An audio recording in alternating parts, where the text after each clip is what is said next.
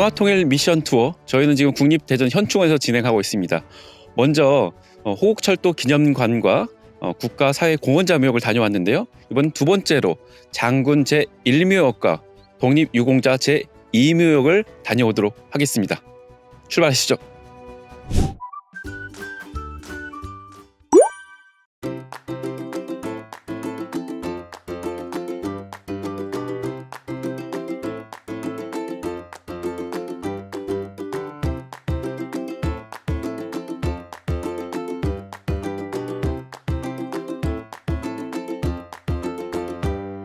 안녕하세요.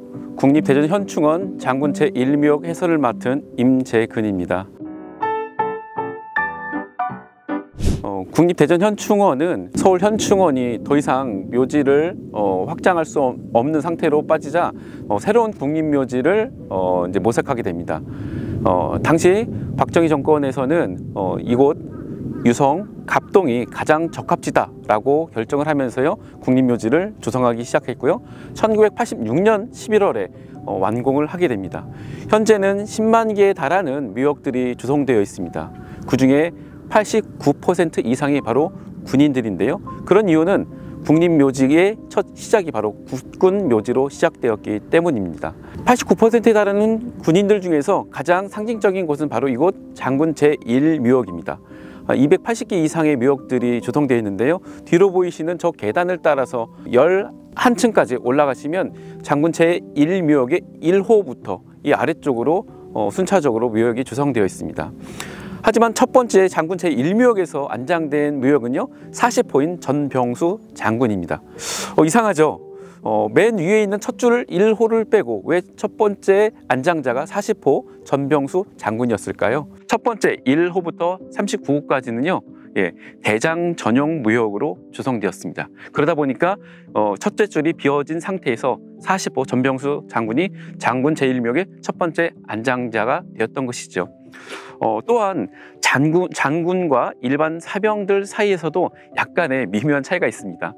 보다시피 장군 제1묘역에는 한 사람당 안장된 묘역의 면적이 8평입니다. 이에 비해서 일반 사병들은 한 평으로 8분의 1 작은 면적을 부여받습니다. 또한 장군들 같은 경우는 이렇게 봉분을 설치할 수 있는 데 비해서요 사병들 같은 경우는 평분이고요. 그러다 보니까 비석의 크기도 조금 많이 차이가 나는 것들을 알 수 있습니다. 나라를 위해서 목숨 바쳤던 수많은 군인들을 우리가 기억하고 그 다음에 위로하고 추모하기 위해서 국립묘지 현충원을 찾게 되는데요. 이런 약간의 차이점들을 우리가 또 신경 써야 될 것 같은데요. 다행스러운 것은 지금은 장군이든 일반 사병이든 똑같은 크기로 조성된 묘역에 안장된다는 점입니다. 장군 1묘역에서 또 하나 좀 제가 드릴 말씀은요. 국립묘지에는 혹시 민간묘역이 안장될 수 있을까요? 없을까요?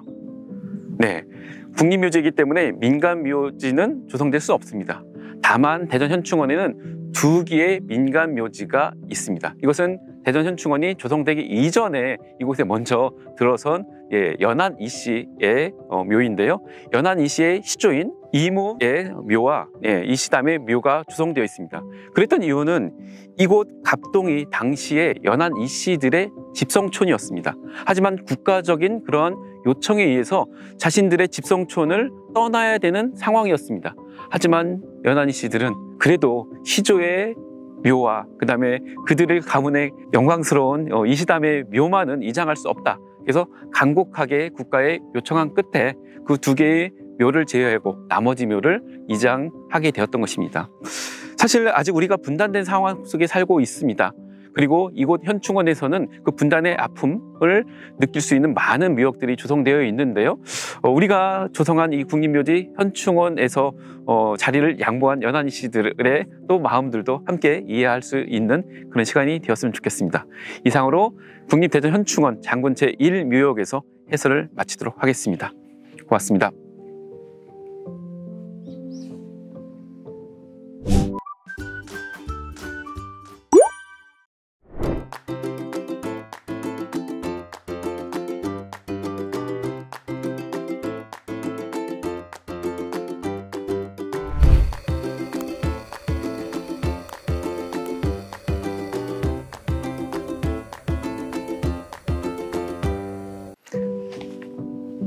안녕하세요. 독립유공자 제2미역 해설을 맡은 해설사 박선우입니다.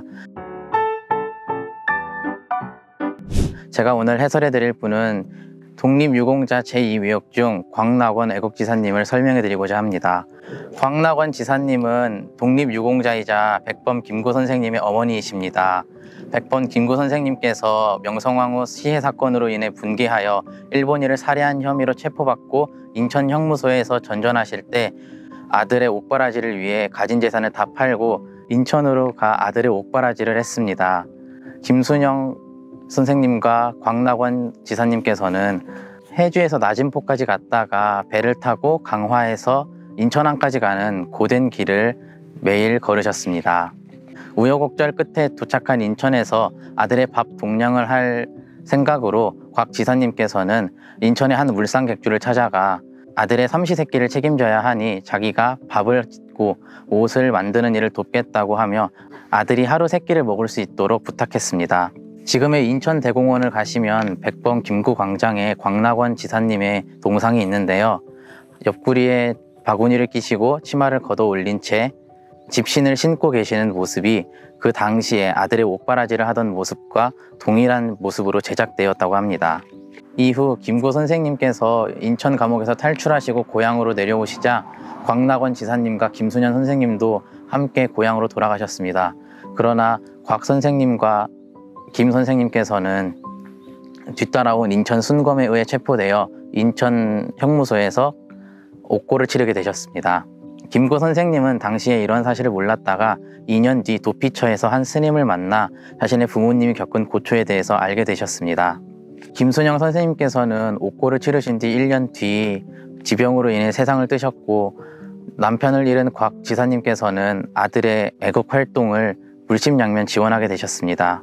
곽 지사님께서는 이후 중국으로 넘어가셔서 애국투쟁에 대해서 많은 활동을 하셨는데요. 곽 지사님의 생일날 임종 요인의 부인분들이 비단 옷을 선물해 준 적이 있습니다. 곽 지사님께서는 그 옷을 받으신 후 윤봉길 의사의 피값으로 얻은 옷인데 내가 어찌 윤 의사 피를 팔아서 이 옷을 입겠냐며 그 옷을 버리셨다고 합니다. 이처럼 평생을 독립운동에 헌신해 오신 곽 지사님께서는 독실한 기독교인이셨는데요. 어느 날 손자 김신이 할머니는 어떤 기도를 그렇게 열심히 하시냐고 묻자 곽 지사님께서는 손자에게 말씀하시기를 하루빨리 일제가 패망해서 우리나라가 광복을 찾을 수 있도록 도와달라고 기도를 드린다 라고 하시기도 하셨습니다. 곽 지사님을 백범 김구 선생님의 어머니로만 기억하시는 분들이 많습니다. 백범 김구 선생님께서 민족의 지도자로 자랄 수 있었던 덕은 부모님의 영향이 적지 않았다는 평가가 일반적이기 때문입니다. 그러나 애국장까지 추서받으신 곽 지사님을 오로지 백범 김구 선생님의 어머니로만 기억할 것이 아니라 자신이 매일 드리는 기도마저 조국의 광복을 위해 힘을 쏟으신 한 명의 숭고한 독립유공자로서 기억하는 것도 좋을 듯 합니다. 감사합니다.